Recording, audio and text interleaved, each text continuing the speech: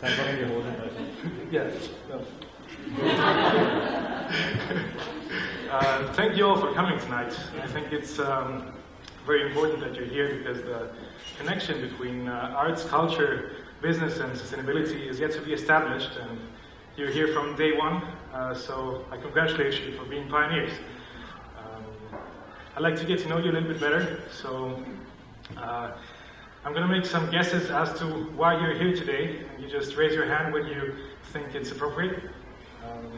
Who of you is here because they truly love sustainability and it defines their life? Yeah, very good. Who of you is here because somebody made you come? Awesome.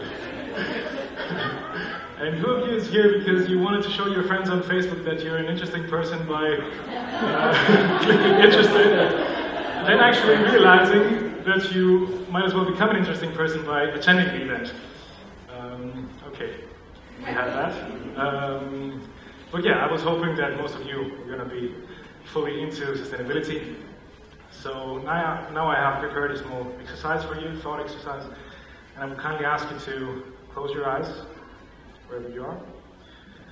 Calm down a bit, take a few breaths, and imagine, visualize, fantasize about a world of blue skies, of healthy and fresh air, of beautiful, clear waters, and maybe some funny animals there.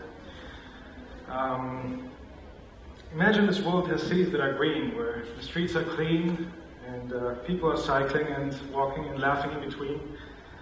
And it just seems like being collectively happy is the top maxim.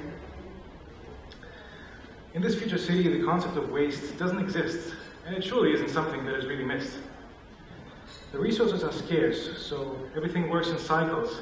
Nothing is wasted, and there are books with titles like "When Zero Waste Was a Thing for Bobos and Hipsters." And everybody uses products that consist of mixtures, all the stuff that once was waste until humans decided that's something to be faced.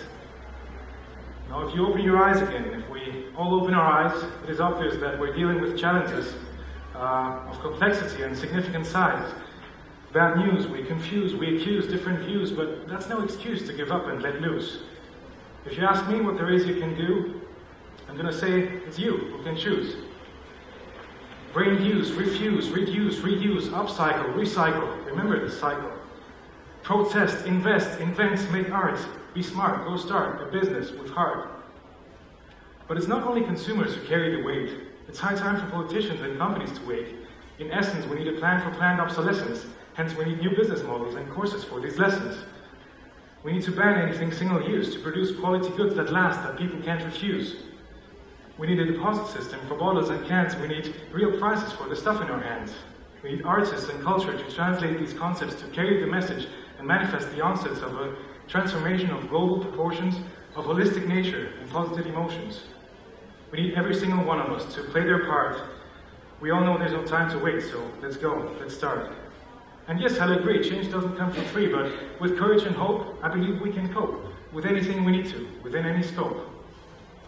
So how do we transform our societies? How do we implement the SDGs? How do we go cradle to cradle or design a synaptic product label? How do we ensure a future is stable? I'll tell you, we know and we're able. Yes, science is needed and money and businesses too, but there's still so much more that we can do.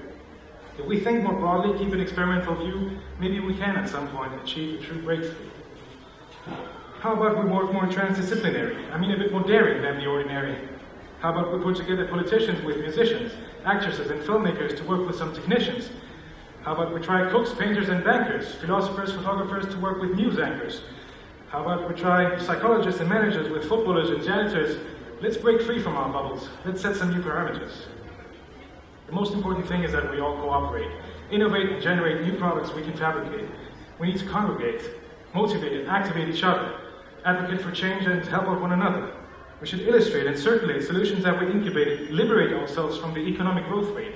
Yes, we need growth, but as sustainable development, as creative ideas, and as anything benevolent. Now, to finish the speech, I think it's out of question that circular economy is indeed the right progression. a step forward to a better life for all, and just a logical concept, I believe, overall. So I hope I did inspire you to realize the need of action, so better act proactively than as a late reaction.